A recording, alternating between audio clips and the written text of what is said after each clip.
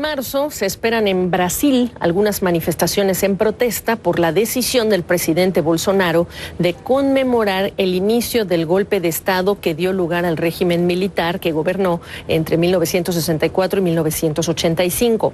Marchas que llegarán, por cierto, a menos de 100 días de su gobierno y cuando ya su popularidad sufrió una fuerte caída. El sondeo del Instituto Brasileño de Opinión de Ibope marcó la semana pasada una caída de 16 puntos en la aprobación a su gestión de gobierno y un aumento en la desaprobación de 17 puntos desde el 21 a 38%.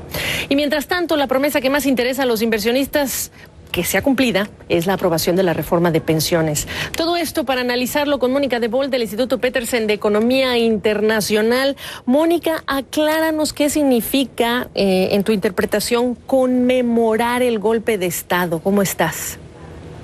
Bueno, es una celebración porque Bolsonaro y miembros de su gobierno a pocas horas, el ministro de Relaciones Exteriores ha dicho en una audiencia especial que él no cree que en 64 tuvimos un golpe militar, sino un movimiento, una revolución. Entonces Bolsonaro y algunos miembros de su gobierno creen que no hubo dictadura militar en Brasil. Lo que hubo fue una revolución, y como una revolución es algo para celebrar, para que hayan celebraciones en todo el país.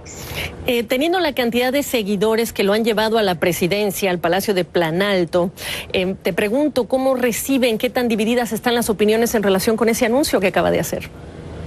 Bueno, las opiniones están obviamente divididas porque este es un tema, el tema de la dictadura en Brasil es un tema que no se ha resuelto, así que han pasado tantos años, pero no ha habido como hubo en Argentina, como hubo en Chile, investigaciones, condenaciones y todo de las personas que estuvieron involucradas en abusos de derechos humanos. Entonces, eso no pasó en Brasil. Hay mucha gente todavía que ve en los militares una esperanza de seguridad pública para el país y en la realidad es verdad que los militares en los últimos años al menos han tenido este papel, pero esto no quiere decir que no hubo dictadura.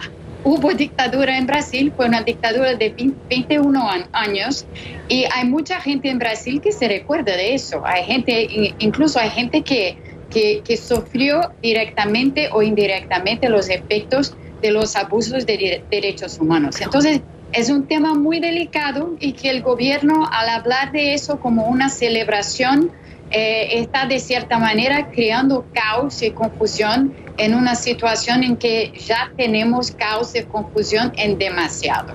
Bueno, y entonces preguntarte también cuánto le está atribuyendo o cuánto le atribuyes tú este factor a la caída de su popularidad. ¿Te parece mucho en términos de puntos que haya caído tanto? Y los factores, algunos hablan de sus hijos que no tienen cargos oficiales dentro del gobierno, pero que sí tienen poder para nombrar y para proponer políticas de gobierno, pero también otros hablan del estilo de Bolsonaro para gobernar.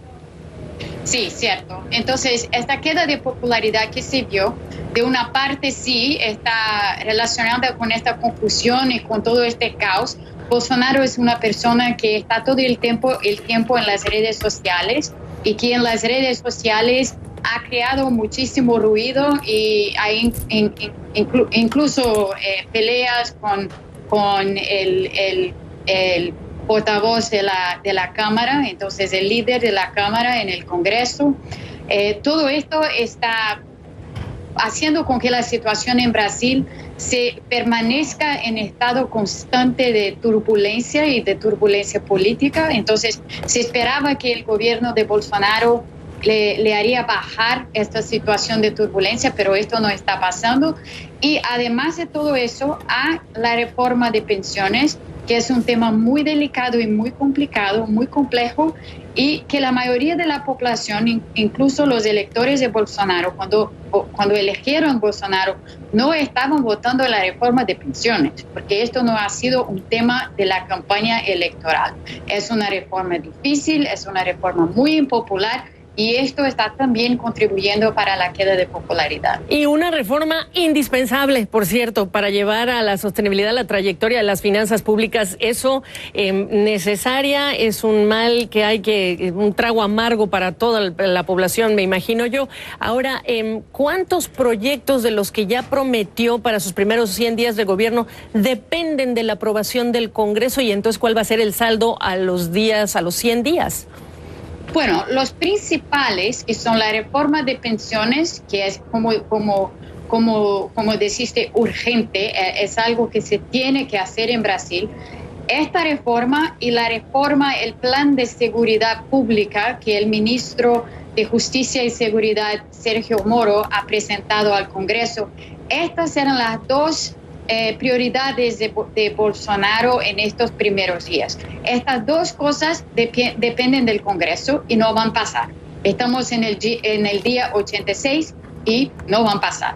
Entonces, no en 100 días, quizá después, pero no en 100 días. Lo que sí se puede hacer es una movimentación, por ejemplo, para empezar el proceso de privatización, de lo cual el ministro de Economía ha hablado muchísimo. Eso no depende del Congreso, pero estamos de nuevo en el día 86 y no se ha hecho nada en términos de privatizaciones. Entonces, no lo creo tampoco que vamos a ver algún progreso en esta área. Así que el 100 días va a pasar. No lo ves posible. Óyeme, para cerrar, están los Chicago Boys, está Pablo Guedes, perdón que lo diga así, pero tú sabes muy bien que son economistas que le gustan al mercado, a los inversionistas. No se ha acabado del todo esa luna de miel. Sí, esta luna de miel está cerca de terminar.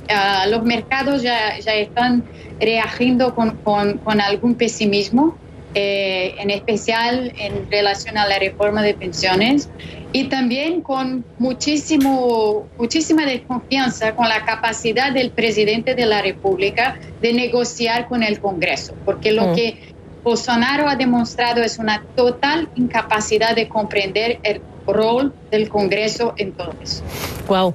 Mónica, qué gusto verte, gracias. Muchas gracias.